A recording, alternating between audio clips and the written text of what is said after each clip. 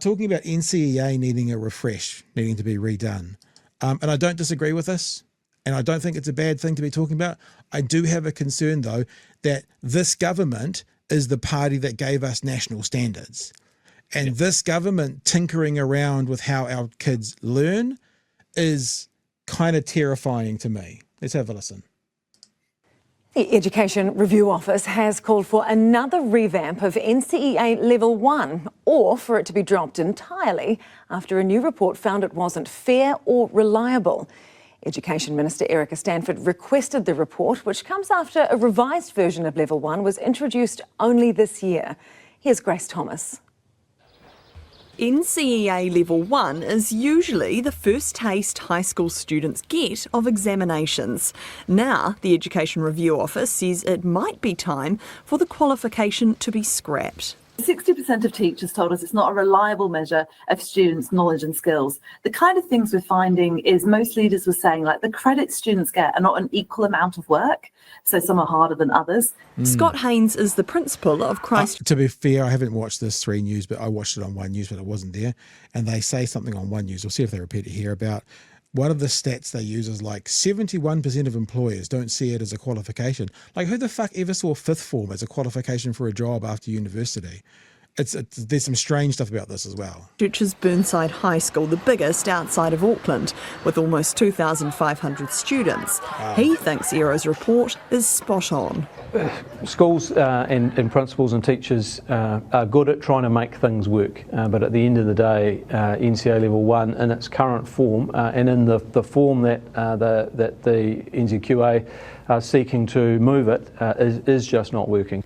Some schools are already choosing to lose the qualification. The report finding more than a quarter of the 21 schools surveyed won't offer Level 1 next year, preferring to concentrate on Levels 2 and 3. Haynes won't be making any major changes for Burnside High School yet, but it's not out of the question. The strong focus of our staff and of our students really are on those higher stakes NCEA levels of Level 2 and Level 3. Level 1, in the fullness of time, were things to remain the same, we would be reviewing our decision around whether we continue with the NCEA Level 1. The report comes after some changes were made to the qualification at the start of this year, including reducing the number of subjects on offer, new assessment formats and credit requirements. But ERO says it wasn't enough. We're saying let's reform. Yeah. So the first step. I have to be honest with you. I've got my youngest going into Chewy's gone. My youngest going into Level 1 NCEA next year. I heard the Prime Minister on breakfast this morning, and I didn't use any of it because it wasn't a particularly interesting conversation. But at the end of it, they talked about NCEA, and the Prime Minister made some kind of joke about, we need to sort that out, and parents don't really understand the grading. And I'm like, yeah, I'll put my hand up. I agree with the Prime Minister on this. It's the grading and the understanding of NCEA. I don't understand it. And this is my third kid to go through it. So yeah, I mean, I still wonder why, even when I went through school, they had A1, A2, B1, B2. I just, I keep saying to my kids, so that's like a C. And they're like, what's a C? And I don't get it entirely. Yes, Chewy, sorry. NCEA started coming in towards the tail end of me being at school and that sort of thing. But I want to comment on, why would Luxon understand? His kids weren't schooled here. Well, yeah, it wasn't his department, I guess. It's the lady who I can't remember her name because my brain's fried from the last conversation. Look at those levels 1, 2, Erica Stanford. and 3, those last 3 years, and decide how many years do we want of assessment. Once we've done that, if we do want assessment at this age, levels 15 to 16, if we want a qualification, then decide the purpose. If it was up to the Education Minister, Erica Stanford, Level 1 wouldn't have even happened this year. I sent a letter out to principals at the end of last year saying my preference was to pause, but I acknowledged that the sector feedback was, it's too late. We've done all of our planning, all of our prep, all of our hiring, and it's past the point of no return. She's working with an advisory group of principals on what's... Interesting. That's quite a big thing for a new Minister for Education just to pull. Remember, she said end of last year they would have only been in government for a month. Today I think is their 1 year anniversary of actually being in government. So yeah, she would have been the minister for 3 weeks sending out that edict. That's pretty aggressive. I think that is indicative of what this government has done, is that they have come in swinging for the fences, Yeah. with no consideration. I can't imagine that the teachers would have received that edict particularly well. Yeah. And it just shows that the Minister for Education doesn't understand what goes into this. Yeah. The planning. You don't Yep. just rock up on the first day of school and just nut it out. Like, that's crazy.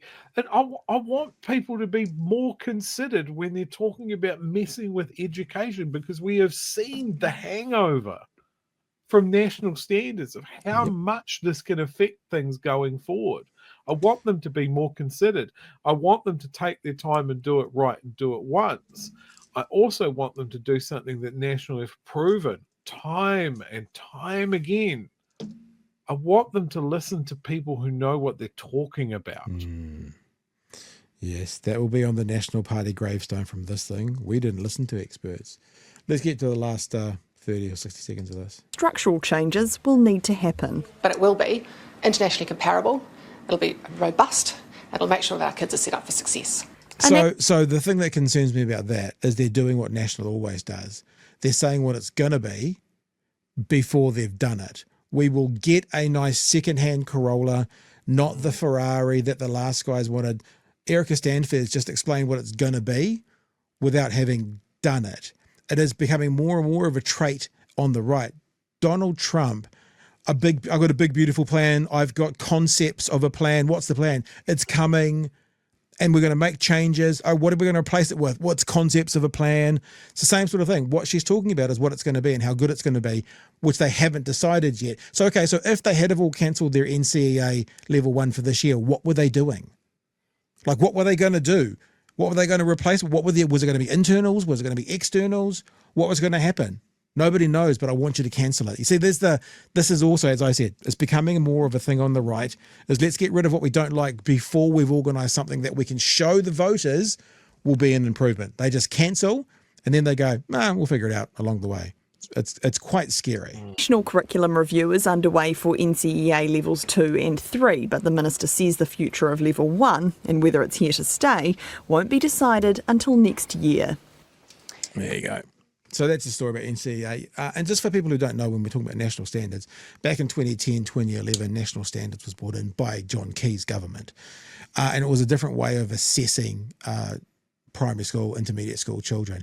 And the teacher world with one voice said, don't do this, National.